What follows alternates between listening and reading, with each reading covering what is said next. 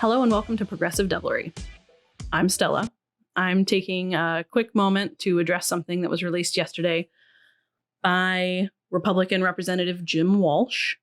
If you haven't heard of him, he's a rep from Aberdeen who is representing the 19th District of Washington State. He weighed in on a question from Matt Van Bogart and some other challenging school board candidates regarding the power of the school board in regards to state law. Now, as some of you may know, I already answered the question, but it seems they are very intent on making these false promises. So they doubled down in the form of involving a state representative who would falsely back up their claims that they can change or affect state law. This question really came from a group of parents I talked with last night at an event in Cheyenne and Douglas counties. And they were deeply concerned about the ability of local school districts to actually control local school policy. And this whole issue of does the school board have independence, or does it have to do what is suggested by the governor or OSPI or other state agencies? And what they asked me for, and this is a question I have been getting from other groups too, but particularly this group last night, is the information at where in state law the independence and the decision-making power that local school boards have is described.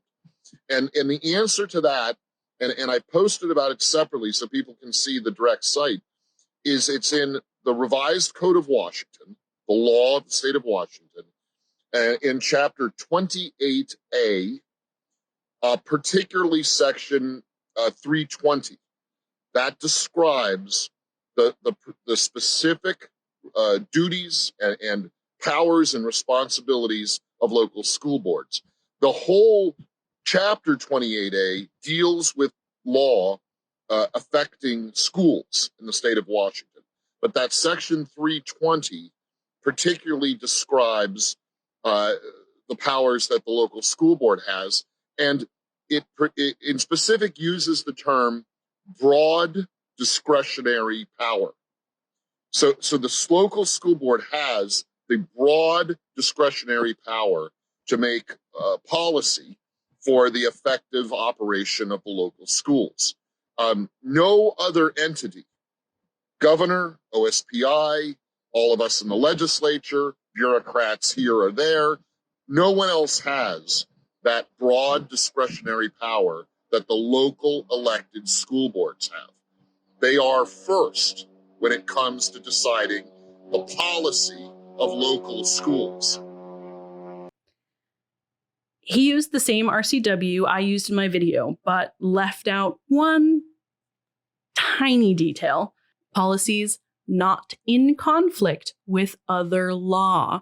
He repeated the only thing he wanted you to hear, which comes right before this little detail: the broad discretionary power. It sounds super powerful and broad until you Google what it means. Administrative agencies are provided with discretionary power to ascertain place and time to hear and decide matters that come before it. Agencies have the power to prosecute or enforce matters through civil or criminal process. Basically, they add and use that terminology so that no one higher up has to oversee board meetings, double approve the budget, or micromanage them. Here's my favorite part of the explanation.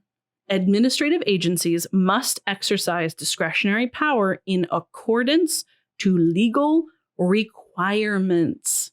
Discretionary power must be used reasonably, impartially, and avoiding oppression or unnecessary injury.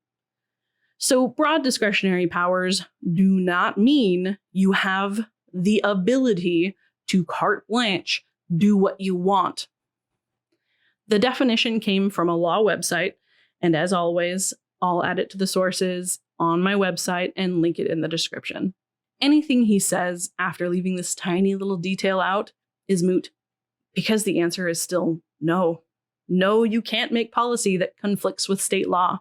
This includes masking, equity, inclusion, and sex ed.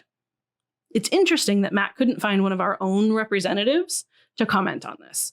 I have to assume it's because they did not respond to him, and if they did, he didn't like the answer they gave him, so he sought help from a person who represents a district over 200 miles away from Wenatchee.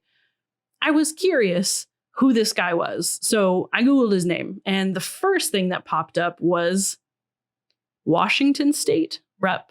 Jim Walsh apologizes for wearing Yellow Star of David to protest COVID vaccine rules. At a church in Lacey, Washington, he spoke about the mask mandates while wearing the star and later clarified with this statement on Facebook.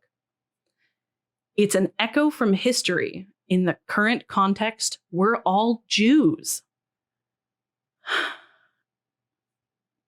But Jim Walsh is the guy Matt wants you to listen to.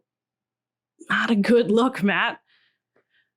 The one guy you could find to agree with you is a representative from another district that conflates mask requirements with the Holocaust.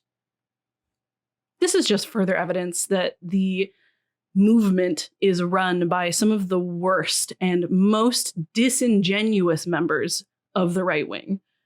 They are not fit to hold any office, let alone fit to be trusted in directing our children's education.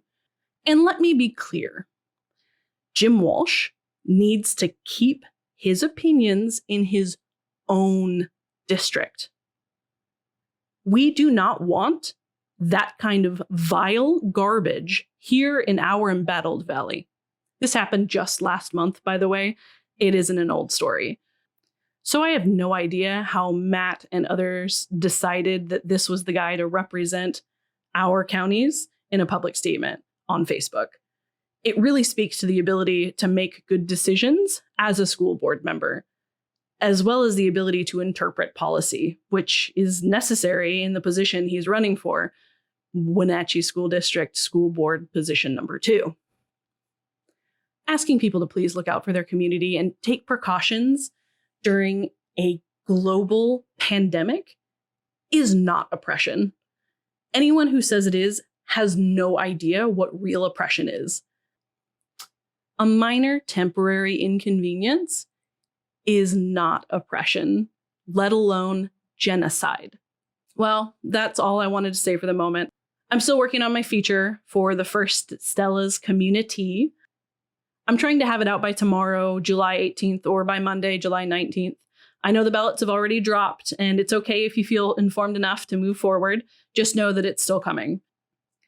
With 10 candidates running, I was hoping a few of them would drop out, but I guess they're sticking around. I'll have a basic background on all of them, including the incumbents, as well as the answers they submitted to our public school parenting group on Facebook. Until then, let's make progress and correct our community's course on this one. Hit that subscribe button to stay updated with us. And any sources we've used in today's episode are below or are available on our website at progressivedevilry.com.